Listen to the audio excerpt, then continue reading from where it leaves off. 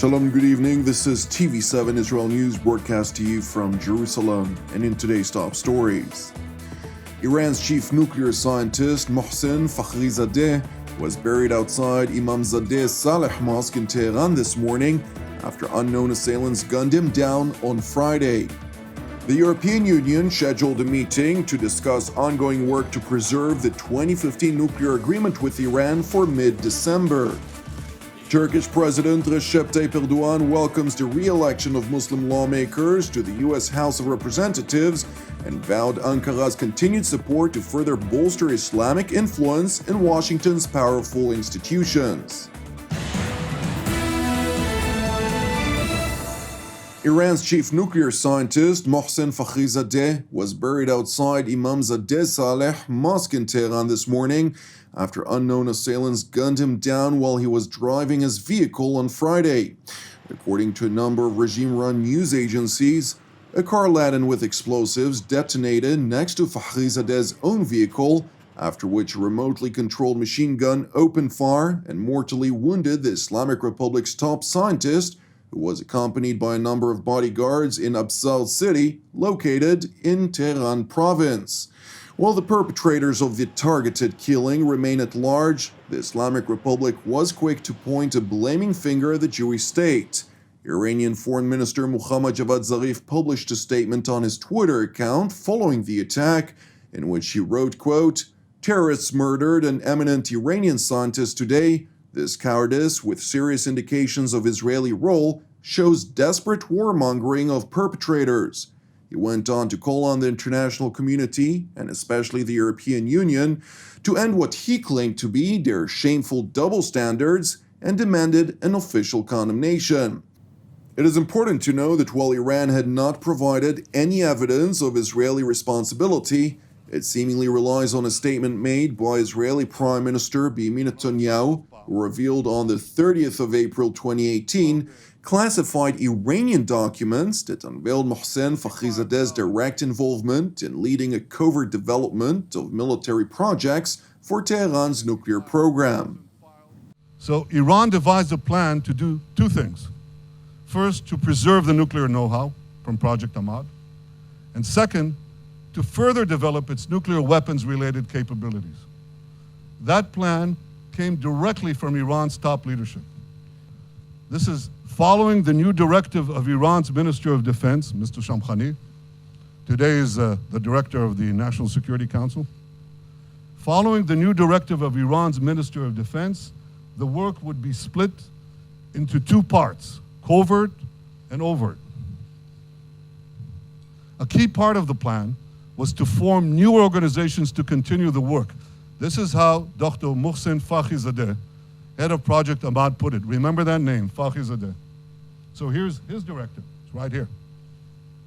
And he says, the general aim is to announce the closure of Project Ahmad, but then he adds, special activities, you know what that is, special activities will be carried out under the title of scientific know-how developments.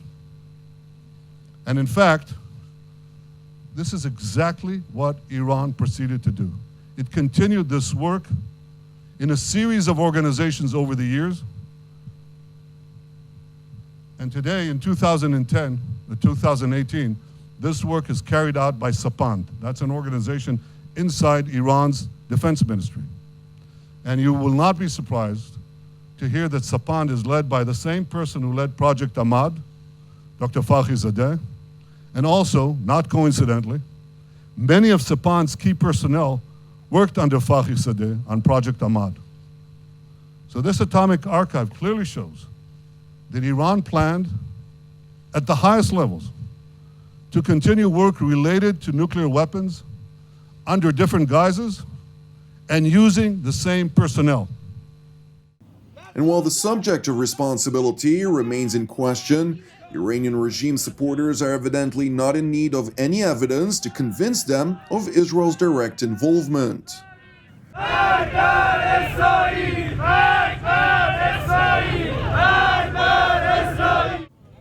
One of the protest leaders proclaimed the assassination of Fakhrizadeh to be grounds for suspending all inspections of Iran's nuclear installations, claiming inspectors of the International Atomic Energy Agency to be Israeli collaborators. دولت مجلس و شورای عالی امنیت ملی باید پروتکل اعلامی رو متوقف کنه. یک، دو، باید تمام بازرسان آژانس که عیناً بازرسان رژیم صهیونی هستند باید از کشور اخراج شن. اون چه آدم احمق و دیوانه‌ای هستش که باز به این نادانا و به این حیوانهای وحشی میخواد اعتماد کنه. The man this protester referred to is presumably Iranian President Hassan Rouhani, who continues to lobby Tehran's partial compliance to the Joint Comprehensive Plan of Action, or JCPOA, which is the technical term for the 2015 nuclear agreement. Speaking at the weekly cabinet meeting, President Rouhani claimed, however, that the assassination of Tehran's top nuclear scientist, in fact, projects growing anxiety among enemies of the Islamic Republic in light of a projected shift of power in Washington, D.C. این ترور وحشیانه نشون میده که دشمنان ما در هفته‌های پر اضطرابی هستند. هفته‌هایی که احساس میکنند دوران فشار اونها داره کم میشه، شرایط جهانی داره تغییر میکنه. Rouhani went on to pledge Iranian reprisal at a time and place of the Islamic Republic's choosing. همه اتاقهای فکر و همه دشمنان ایران به خوبی بدونند ملت ایران و مسئولین کشور شجاعتر از آن هستند که و غیورتر از آن هستند که این اقدام جنایتکارانه را بی پاسخ بگذارند. به موقع مناسب مسئولین مربوطه پاسخ این جنایت رو خواهند داد.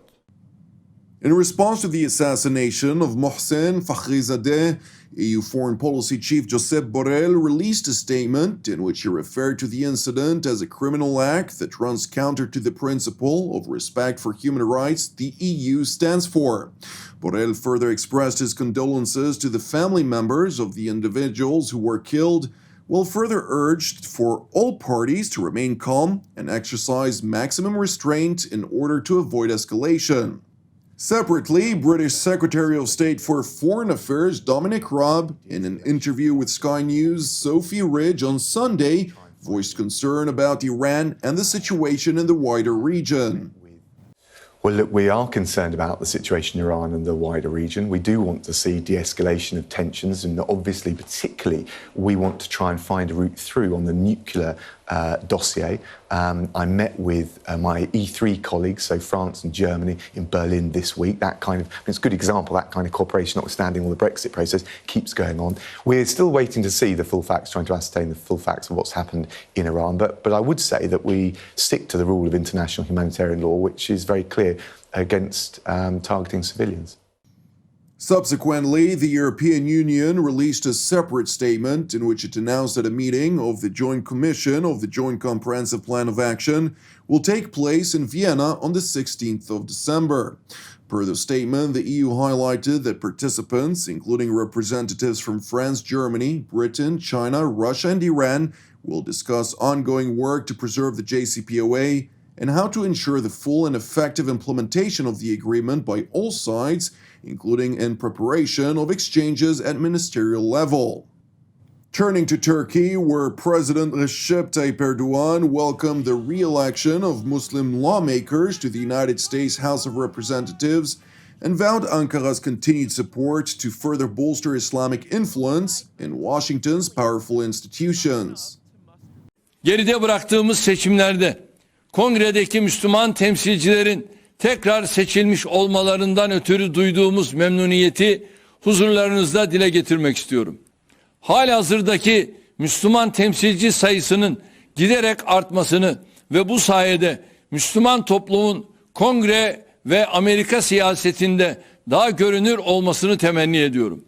Amerikan Müslüman toplumunun bu yönde yaptığı her türlü girişime ve projeye Türk devleti olarak bugüne kadar olduğu gibi bundan sonra da her türlü desteği vermeye hazır olduğumuzu belirtmek isterim.